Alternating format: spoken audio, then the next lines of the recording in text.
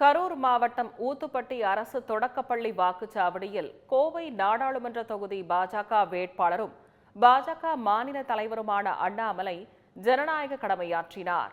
அப்போது செய்தியாளர்களை சந்தித்த அவர், பண அரசியல் என்பது இந்த தேர்தலுடன் முடிவுக்கு வரும் என கூறிய அவர், அறம் சார்ந்த வேள்வியாக தவமாக இந்த தேர்தல் நடத்தப்பட்ட இருப்பதாகவும் தெரிவித்தார்.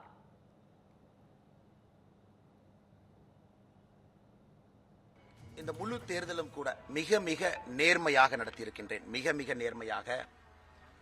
திராவிட முன்னேற்ற கழகத்தை பொறுத்தவரை உங்களுக்கு தெரியும், பணத்தை வைத்து கோவையை வென்று விடலாம் என்று கொண்டிருக்கின்றார்கள். ஒரு மனிதன் கோயம்புத்தூர் பாராளுமன்ற தொகுதிக்குள்ள ஒரு மனிதனுக்கு பாரதிய ஜனதா கட்சியில் யாராச்சும் ஒருத்தர் பணம் கொடுத்திருக்காங்கன்னு சொன்னாங்கன்னா அந்த நிமிஷம் அரசியல் விட்டு நான் வெளியேறிடுவேன். இது ஒரு தர்மத்தின் போராட்டம், ஒரு நியாயத்தின் போராட்டம். நின்று கொண்டிருக்கின்றேன் களத்தில்.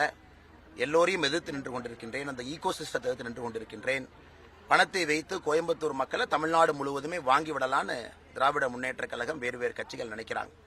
ஆனால் கோயம்புத்தூர் மக்கள் அதற்கு சரியான பதிலடி கொடுப்பாங்க. கரூரில் பதிலடி கொடுப்பாங்க. பண அரசியல் என்பது அது முடிஞ்சு போச்சுங்கண்ணா. இந்த எலெக்ஷன்ல இருந்து பண அரசியல் என்பது அவர்களுக்கே தெரிஞ்சிடும். அது வேலைக்கு ஆகாது. 5 ஆண்டுகளுக்கு ஒரு முறை தேர்தலுக்கு ஒரு நாள் முன்னாடி வந்து லைட் ஆஃப் பண்ணிட்டு பணம் கொடுத்தா ஓட்டு போடுவாங்கன்னு.